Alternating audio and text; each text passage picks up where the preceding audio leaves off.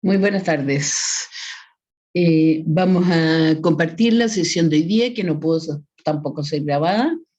Participaron todas las estudiantes, faltando solamente la Sofía Tapia y Gabriela Zamora. Vamos a ir compartiendo pantalla para ir explicando.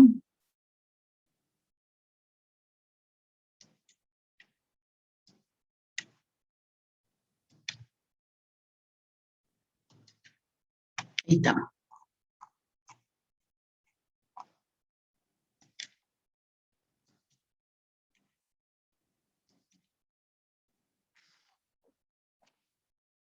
Hoy día estamos con el segundo y último taller de diabetes mellitus. Nos vamos a centrar fundamentalmente en pie diabético y su evaluación. La verdad es que las personas diabéticas, por el solo hecho de ser diabético, tenemos que considerar que su pie ya es un pie de diabético o un pie diabético y tiene que ser controlado de forma frecuente. En el caso de la gente de FONASA, cualquiera sea su nivel, va a controlarse en los centros de atención primaria, en los CEFAM. En el caso de la gente de ISAPRE, también están en el auge y ellos, cada ISAPRE contrata este servicio a diferentes lugares. La gran mayoría de las ISAPRE están en este minuto, bueno, en este minuto estamos pésimos en realidad porque nadie está controlando diabéticos, pero en términos normales, sin pandemia, la gran mayoría de las ISAPRE tienen convenio con el J. Aguirre. Las úlceras de pie diabético pueden ser de dos tipos fundamentalmente. Las neuropáticas, que tienen que ver con que cuando yo soy diabética, tengo menor producción de mielina, y la mielina es como el aceite que permite la conducción de impulsos nerviosos. Por lo tanto, un pie neuropático es aquel que tiene menor o no tiene sensibilidad, por tanto puede tener una herida y no la va a sentir. Esta persona generalmente va a tener heridas en la planta del pie y en muchas ocasiones, como un mecanismo de defensa del organismo, sobre la herida se va formando una queratosis. No nos olvidemos que además estamos hablando de una persona que no tiene una rigurosidad en el cuidado de sus pies, que no inspecciona diariamente y no siente, por lo tanto no se va a dar cuenta que tiene ese día. Si existe un riesgo de neuropatía, claramente es una persona que no puede usar guatero, que no puede acercarse mucho al fuego de una estufa o de un brasero, que no debiera usar calcetines de lana, de estos calcetines chilotes, por ejemplo, en que el tejido es muy grueso, por lo tanto le puede dañar la planta del pie. No nos olvidemos que además el diabético va adelgazando un poquitito la piel, es un poco más delgada, por lo tanto tiende a ser mucho más sensible a cualquier roces con el zapato, andar descalzo en la arena, andar descalzo en la casa, ¿sí? Si se clava un vidrio, no lo va a sentir el neuropático. Por lo tanto, ahí se puede producir una herida de todas maneras. La isquemia tiene que ver con dificultades de circulación sanguínea. Un pie isquémico lo vemos fundamentalmente en lesiones en los ortejos o en los dedos. La evaluación de pie diabético se realiza en la atención primaria o en hospitales especializados según sea FONASA o ISAPRE.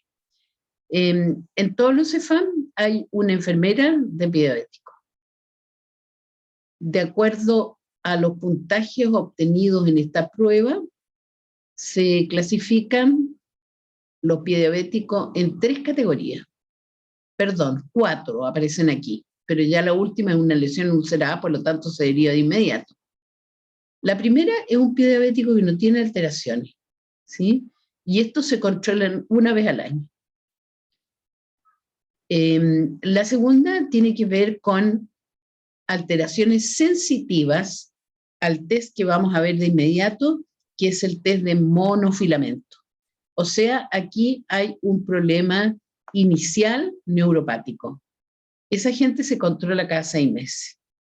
Y finalmente, una pérdida de sensibilidad, hiperkeratosis, deformaciones, y ellos se controlan cada 3 meses.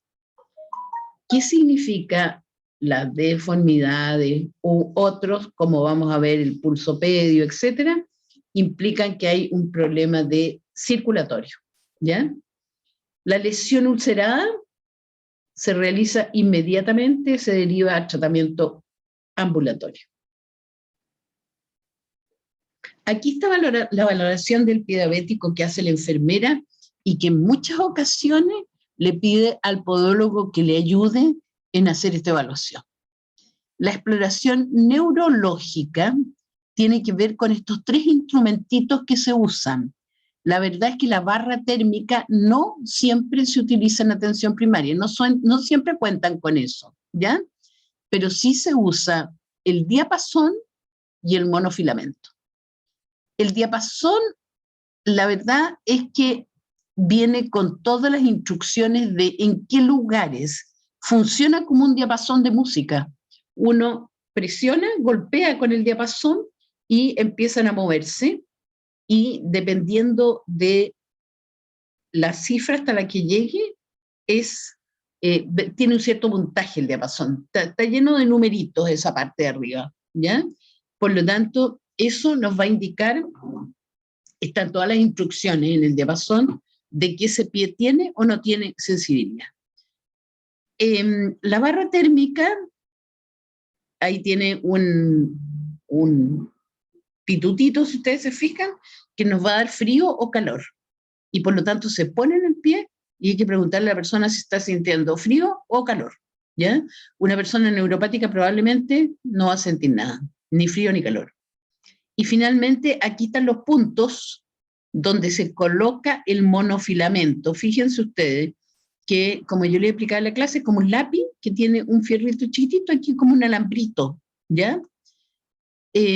En todos estos elementos que se están usando en la valoración de pie diabético, la exploración neurológica, uno tiene que informarle evidentemente al paciente lo que le va a hacer, tiene que lavarse las manos previamente, tiene que estar la persona acostada y sin zapatos, por supuesto, y sin calcetines, ¿ya? Pero tiene que estar acostada y en lo posible con los ojos cerrados. Particularmente por el monofilamento. ¿Por qué? Porque uno primero pone el monofilamento en la mano y le dice, esta es la sensación que usted va a sentir en el pie, ¿ya? Luego se acuesta, cierra los ojos y uno va marcando y le va preguntando, ¿dónde está sintiendo ese mismo sensación que tuvo en la mano? ¿Se fijan? Son 3 puntos en talón, 3 puntos acá, metatarso y después dedo, 3 dedos. Son 9 puntos en total. Aquí aparece uno en dorso, por eso es muy bueno que tenga los ojos cerrados, ¿ya? Con respecto a la exploración circulatoria, ¿cómo vamos a saber que esta persona tiene un problema circulatorio a nivel de los pies? En el anterior taller nosotros vimos el tema de hemoglobina versus glicemia, ¿no es cierto?, que se va mezclando. En el caso de el paciente diabético, va disminuyendo la cantidad de sangre, es un problema de la arteria que no logra mandar tanta sangre hasta el pie, fundamentalmente porque se van taponeando con la cantidad de glucosa. Por tanto, con respecto a la exploración circulatoria, vamos a tomar pulsopedio. El pulso pedio puede estar disminuido o ausente. Para saber si está disminuido, evidentemente tenemos que compararlo con algo. Y compararlo con algo significa compararlo con el pulso radial, ¿ya? Entonces tomamos pulso radial, tomamos pulso pedio, y si hay una diferencia de menos 30, menos 20, claramente ya hay un problema circulatorio. ¿Qué otra cosa más vamos a ver en la exploración circulatoria? La piel fría, escamosa y muy seca, como brillante. Y lo otro que es súper importante es que el cambio de coloración del color de la piel es como cuando uno se aprieta y deja de circular la sangre, como medio moratado, bastante más oscuro. Ahora, las heridas, aunque sean pequeñas, de muy lenta evolución, en general, si yo no tengo sangre, eso va a producirse bastante mayores dificultades. ¿Sí? Eso es. Ahora, ¿qué es importante aquí? Aquí estamos tomando pulso pedio. Aquí seguimos en la exploración, ¿no es cierto? Dorso del pie entre el primero y segundo ortejo. Este pulso, no encontré una foto mejor, este pulso está mal tomado. Este pulso debiera tomarse con los 3 dedos, índice, medio, anular, y hay que presionar un poquitito. Este señor que está aquí, o señora, está tomando pulso casi con los pulpejos. Tiene que ser el dedo un poco más con todo el dedo, ¿sí? Y presionar. Supongamos, bueno, y ahí, por supuesto, esperar un minuto, igual que el control de pulso radial, y ir contando las pulsaciones en un minuto. No nos olvidemos que siempre tenemos que compararlo con el radial. El adulto mayor, por ejemplo, en general, tiene un pulso más disminuido. Por lo tanto, si le tomamos a un adulto mayor y encontramos que tiene 50, por ejemplo, vamos a decir está bajo. Pero si le tomamos el radial, a lo mejor tiene 52. Eso es normal en un adulto mayor. También es bastante habitual un pulso disminuido, bajito, en aquellas personas que hacen mucho deporte. Si no encontramos el pulso pedio, ahora miren este señor. No es tan casual esta foto. Este señor sí lo está tomando con 3 dedos, pero está sin guantes y está con anillo.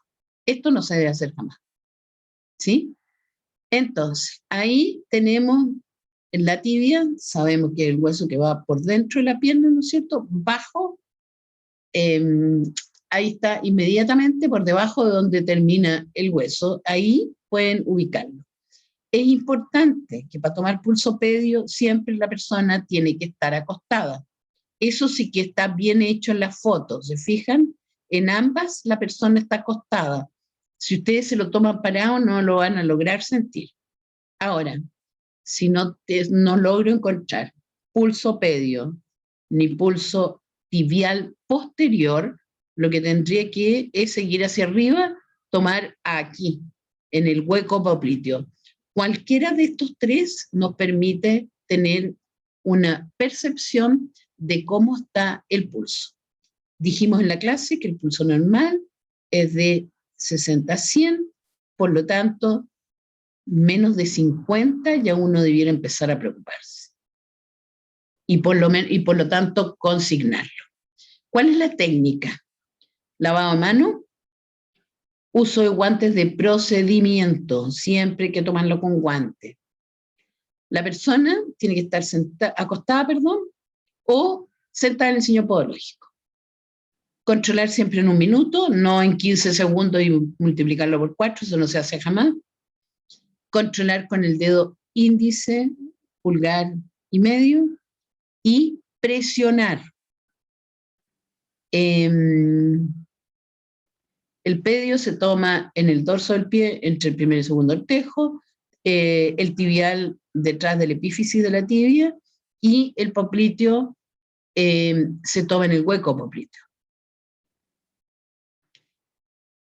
Esto que estamos viendo aquí es claramente una úlcera neuropática. Ahora, tenemos que tener claro que en muchos casos se dan ambas cosas, neuropatía y también isquemia, falta de circulación, ¿sí? Un pie isquémico y neuropático, ¿puede ser? Sí, puede ser, ¿ya? ¿Por qué decimos que aquí es neuropatía? Porque generalmente las heridas neuropáticas se producen en la planta del pie, ¿ya? Y es muy común que sobre ella tengamos queratosis como un mecanismo de defensa del organismo de esta herida que está ahí.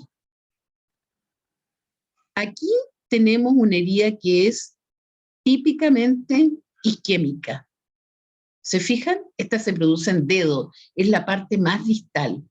Si uno pudiera hacerle un seguimiento a esta persona, lo más probable es que esta herida de aquí a un mes más haya que hacer una amputación, ¿sí? Es muy rápido. ¿Por qué es muy rápido?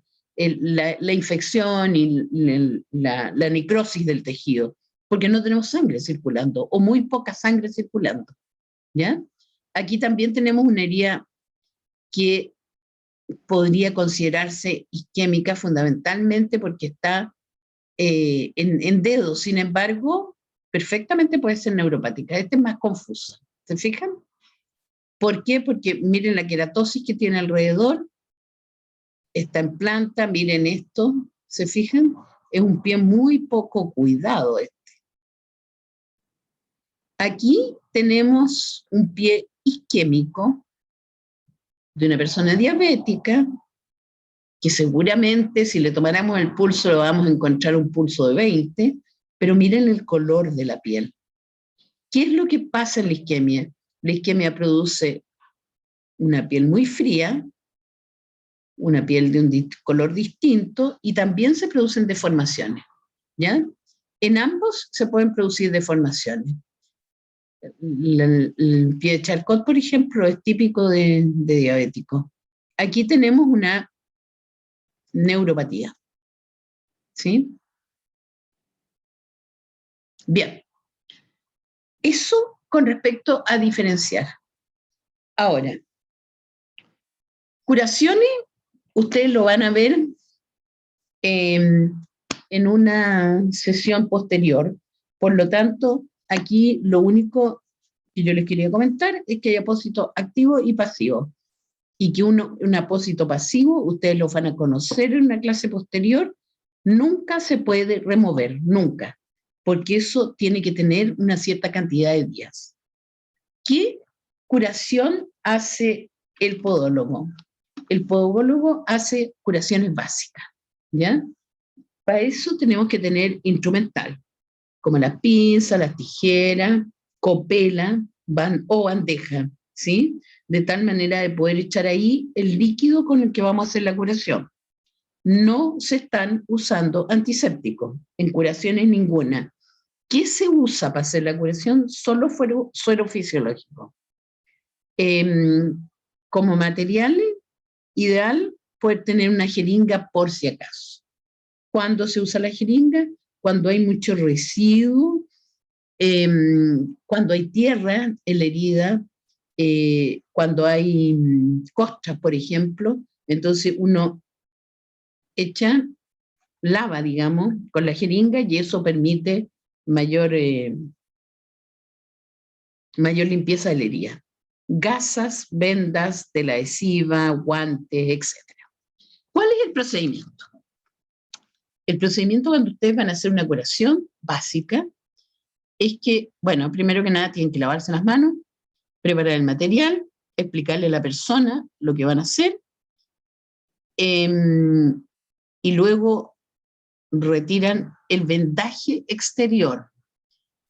Vamos a ver en esta sesión que una curación de pie no se puede poner tela adhesiva. El movimiento del pie nos va a soltar la tela adhesiva muy rápidamente y el apósito va a andar por cualquier lado. Y lo otro que pasa es que como hay humedad en el pie, la tela tiende a desprenderse. Por lo tanto, uno retira el vendaje, no los apósitos, el vendaje. Se vuelve a lavar las manos, se pone guantes estériles. Una vez que tengan puestos los guantes estériles, retiran el apósito, lo eliminan por supuesto, y hacen limpieza de la herida solo con suero.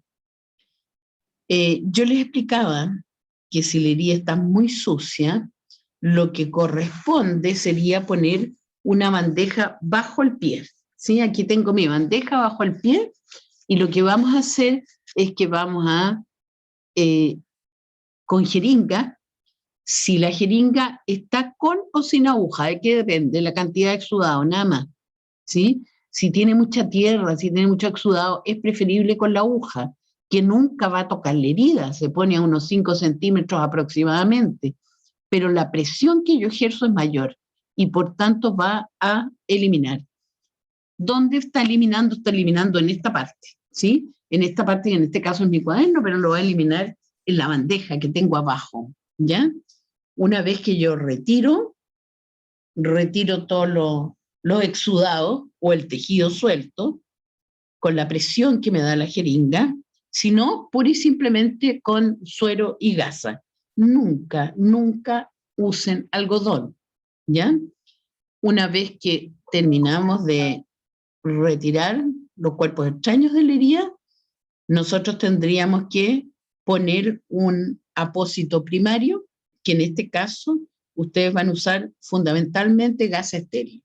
Ahora, si hemos hecho un lavado de la herida, evidentemente va a estar todo mojado, incluso la parte posterior, la parte anterior, la parte posterior, etc. Conviene en este caso, con gas estéril, secar alrededor, la parte más externa. Eliminamos esa gasa y luego secamos con gas estéril la herida y ponemos un apósito primario. ¿Qué significa un apósito primario? Gasa con algodón entre medio. Eso es, ¿sí? Y después del apósito primario, hacemos el vendaje. ¿Estamos? Bien. ¿Cómo vamos a hacer el vendaje? En la mañana lo hicimos en esta silla, que yo creo que es lo más práctico, ya que no tenemos un pie, o no teníamos a las 8 de la mañana un pie de alguien que nos pudiera colaborar. Existen muchos tipos de vendas, pero en general, para vendar sobre una curación, se usa este tipo de venda, que es la venda de gasa, común y corriente. En el consultorio, miren cómo está esta. Esta ya se le han hecho algunos hoyitos porque lo usamos en la mañana, ¿ya? O sea, esta venda de gasa después se elimina, se bota, ¿ya? Se usa solo una vez. Ahora, esta venda se compra y es un poquitito elástica. La verdad es que esta venda en los centros de salud familiar e incluso la gente que hace curaciones en forma habitual, las preparan estas vendas de gasa. ¿Cómo las preparan? Con una gasa común y corriente que la doblan y la enrollan de esta manera, ¿ya? ¿Por qué? Porque obviamente es muy caro estar comprando gasa si una vez que yo la usó 3 días el señor, y yo, ¿qué hago cuando viene a curación? Pesco la tijera y la corto y la boto. Entonces no tiene ningún sentido estar usando gasas de muy buena calidad. ¿Cómo tengo que vendar? Primero que nada, el rollo siempre hacia arriba, siempre para arriba, ¿ya? Voy a hacer una vuelta sobre sí misma, o sea, me doy 2 vueltas aquí, 2 vueltas en la primera parte, ¿ya? Suponemos que estamos vendando pie, por lo tanto, lo que yo voy a hacer es un vendaje en 8. O sea, una vez que yo, ¿para qué hice estas 2 vueltas sobre sí misma? Para fijar la venda nada más. Una vez que ya fijé la venda, yo me voy hacia arriba, se fijan que aquí estoy armando un 8, y después hacia abajo. ¿Cuál es la idea? La idea es que el talón tiene que quedar totalmente suelto, de tal manera que nos permita el movimiento. Aquí estoy haciendo mi 8. ¿Se fijan? Y dejo el talón libre. Para cerrar este vendaje tiene como único objetivo, aquí tengo mi apósito, ¿sí? Aquí no tengo nada, tengo solo piel al debajo, pero esto es lo que me va a dar la firmeza de este vendaje. Aquí arriba, o sea, en el tobillo, yo vuelvo a hacer lo que hice al principio. Hago 2 vueltas sobre sí mismo y luego esto lo sello con tela adhesiva. Y ahí tengo mi vendaje. Por favor, practiquen en su casa. No es nada de difícil, pero uno tiene que practicar. Una vez que yo terminé mi vendaje, ¿qué es lo que tengo que hacer? Levanto un poquito y veo si me cabe el dedo. ¿Por qué? Porque si no me cabe el dedo, quiere decir que tengo que sacar todo, porque lo tengo demasiado apretado y esto puede producir una dificultad circulatoria. ¿Ya? La venda elástica no se usa para esto. La venda elástica se utiliza única y exclusivamente en varices. ¿Por qué? Porque permite el retorno venoso. La panty que usan los diabéticos, algunos se acostumbran a usarla, pero en términos generales, la gente no le gusta mucho usarla, ni menos aquellos que tienen herida, porque aprieta no solo la pierna, sino que el abdomen, etcétera, ¿ya? Entonces es un poquitito incómoda. Si están acostumbrados a usarlo, genial. Si no, venda elástica sobre la curación de la herida. Cuando ustedes le pregunten, ¿y esta úlcera será venosa o arterial? Una úlcera arterial va a ser en pie. La úlcera venosa siempre en pierna. Ahí nunca se van a equivocar. Bien, agradezco la participación de ustedes, chiquillos. Les mando este video y espero que nos volvamos a ver lo antes posible.